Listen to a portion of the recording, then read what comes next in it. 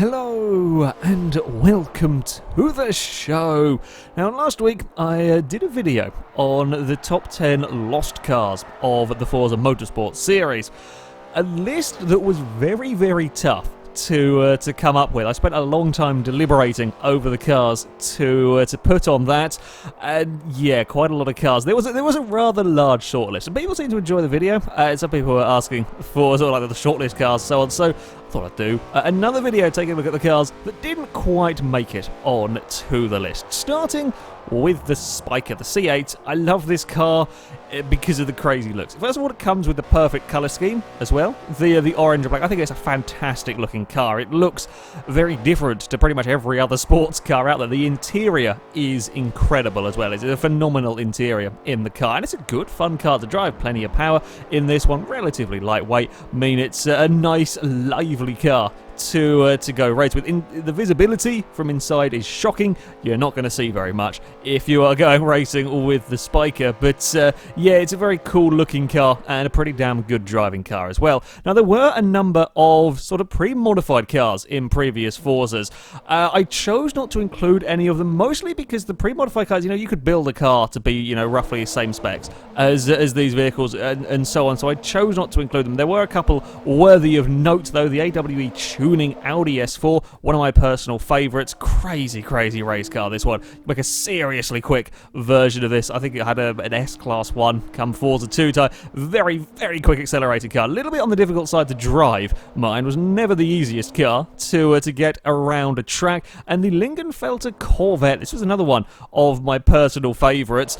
Mainly because in Forza 2 I spent a lot of time actually doing oval racing. And I can't remember if it was S-Class oval. I think it might have been S-Class oval racing. My Corvette was nigh on unbeatable. Very fast car. When tuned correctly, standard, it's got some 700 odd horsepower. So yeah, quite a crazy contraption, this one. There are also quite a few other kind of pre-customized cars as well that we have no more. But those two were my personal favorites. But again, because you could build a 700 horsepower Corvette without too much trouble, hence why it didn't make it onto the list.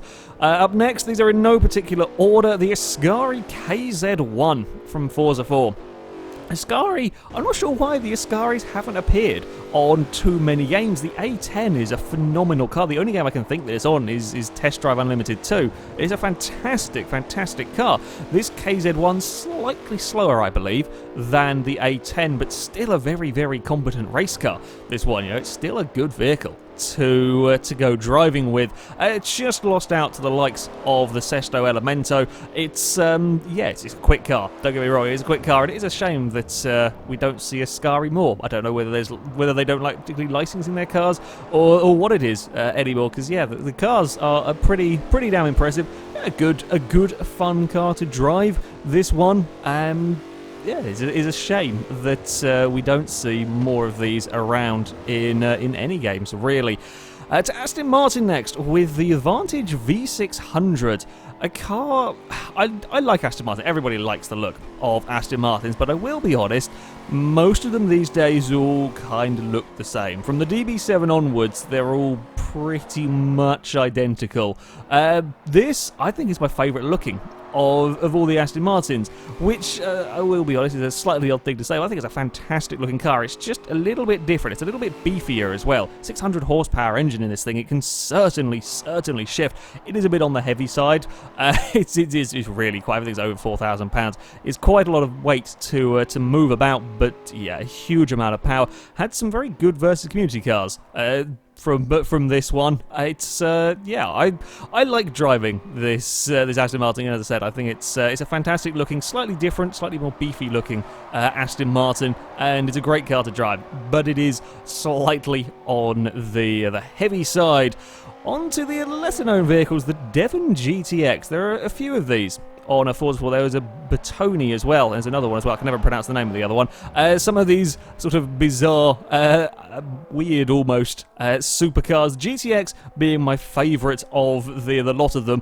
It's probably the best looking as well of the cars. The back end is a little bit strange on this. Is another very, very competent supercar or sports car.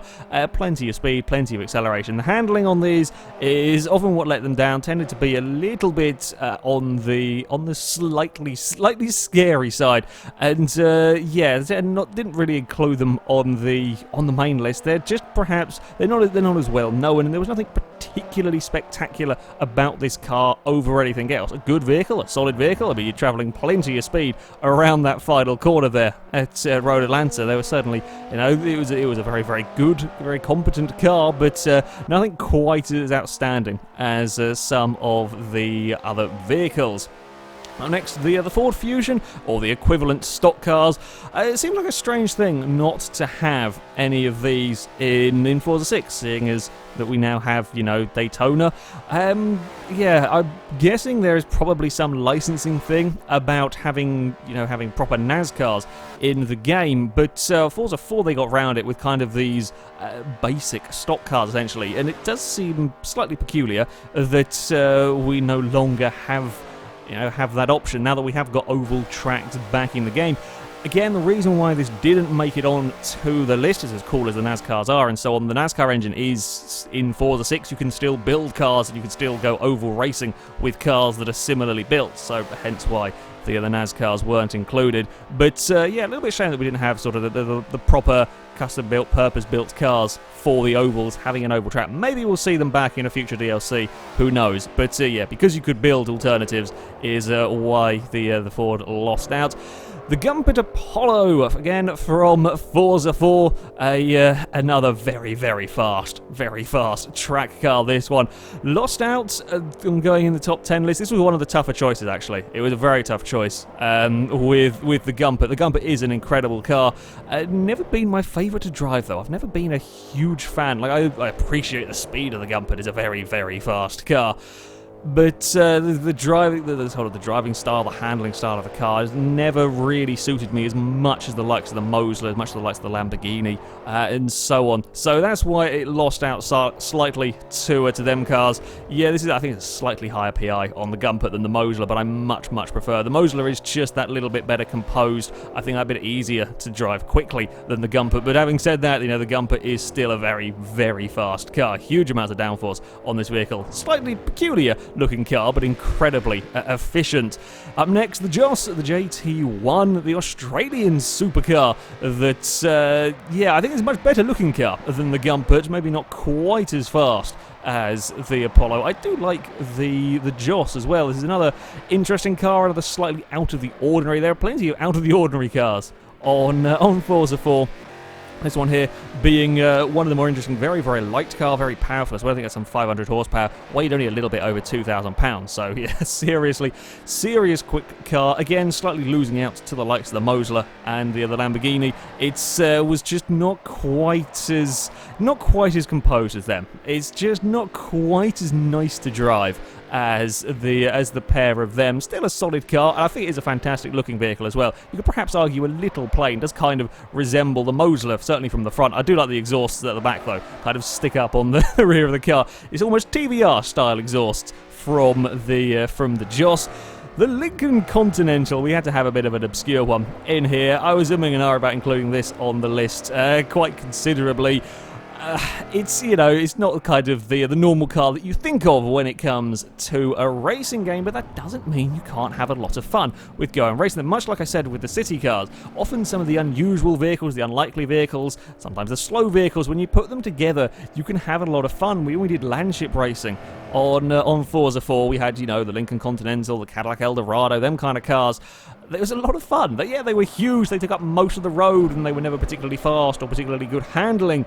But because they were all exactly the same, or very similar between each other, the racing was really close, and that, to me, is the most fun you can have in a racing game when everybody's cars are very, very close together. Of course, we saw a similar thing with the limos come to Forza 6. And again, reason why the Lincoln here didn't quite make it in the list, well, we have got the limo now that kind of does a similar kind of thing. You know, huge car, kind of difficult to overtake, makes some interesting racing. We're back to Forza 1 for the Mercedes CLK DTM car. There have been various DTM cars over the course of Forza. This one here I picked out particularly because, I think this is more like an official one. The ones that came later, the Mercedes and the Audi, never came with the proper liveries. Perhaps, again, we're having licensing problems, possibly. I don't know who has the DTM license for the games. It is kind of a shame not to see these touring cars in Forza anymore. We did get the BMW came to Forza 5, and that was the properly liveried one and so on. But it didn't make a reappearance in 6.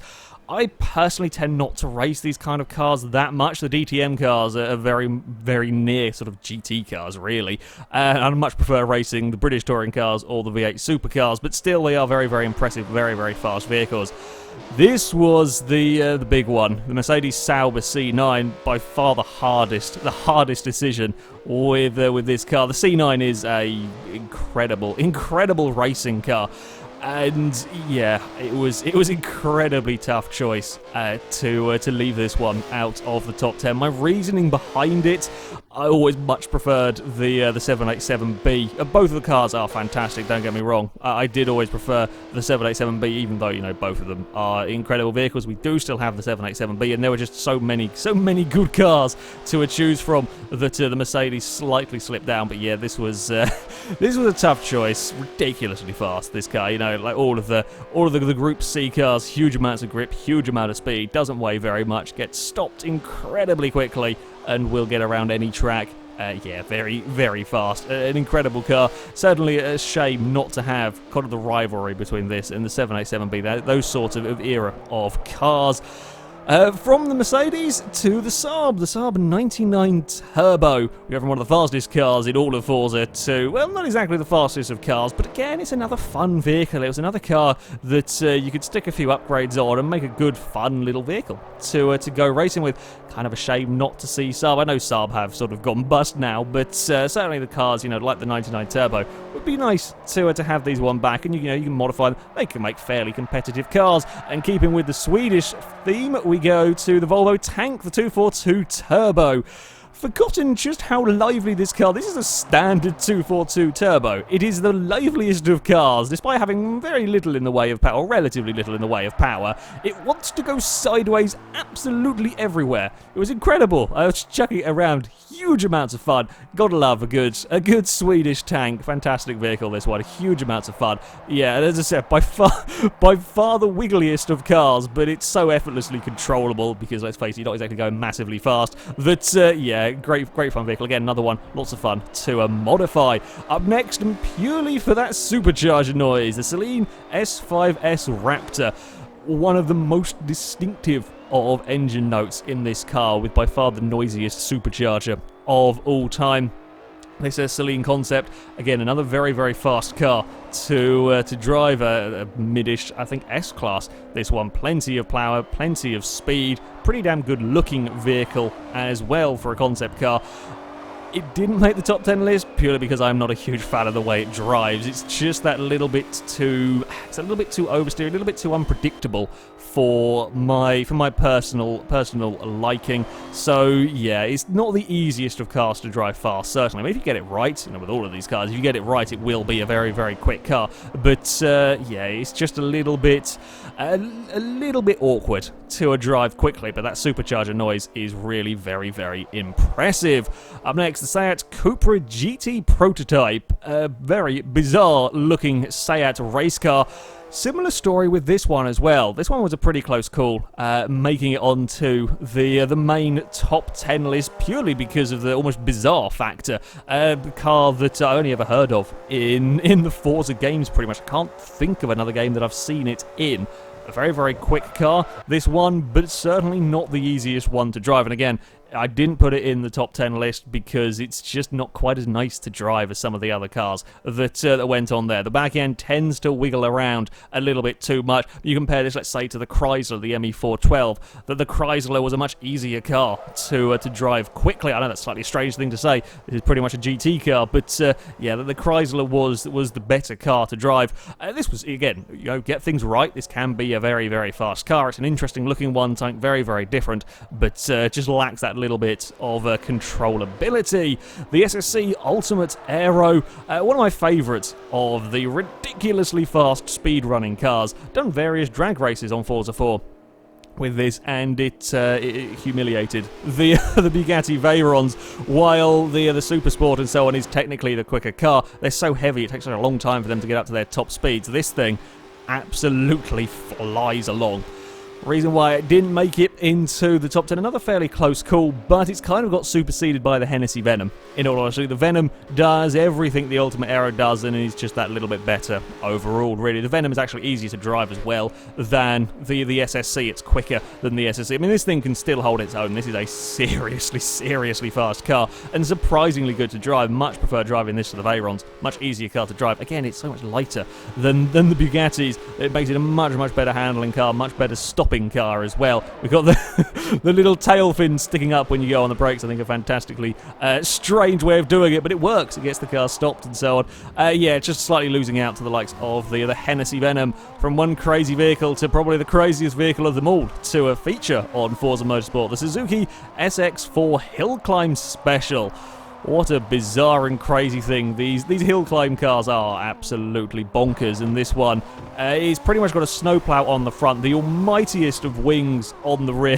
fantastically crazy car. Problem being is that we don't really have anywhere to use a car like this on Forza. There's no real terrain for this car. You know, yeah, you can go racing it around circuits, and it's certainly an interesting challenge racing one of these cars. Geared very short, will often run out of gears on most racetracks, but it's normal terrain. You know, it's supposed to be going off-road or supposed to be going up Pikes Peak and so on, and we just don't have that terrain for the car to utilise on the Forza series, so hence why that didn't make it to the top 10 list. An exciting car to drive though, and certainly one of the strangest looking. We're back to Forza 2 with the Voxel VX220. I briefly talked about this car in the main video. This was another relatively tough choice. In the end, it lost out to the Proto. It's a good fun sports car. This one it's how you want a sports car to be. There's not a huge amount of power in the Voxel, but there is plenty of grip. The brakes are good. It's lightweight. You can really chuck it around the course. So when you go to a tight, twisty circuit such as this one, it's a great vehicle to drive. It loses out to the Proto. It's not quite as fast as the Proto, and the Proto was a little bit more entertaining to drive. It's a little bit lively, just a little bit more fun. But we are only talking small amounts. The VX220, a great sports car. Good fun to throw this around tracks. And again, another car. I think it was a leaderboard car on a few tracks. Modified correctly, you could get very fast ones of these.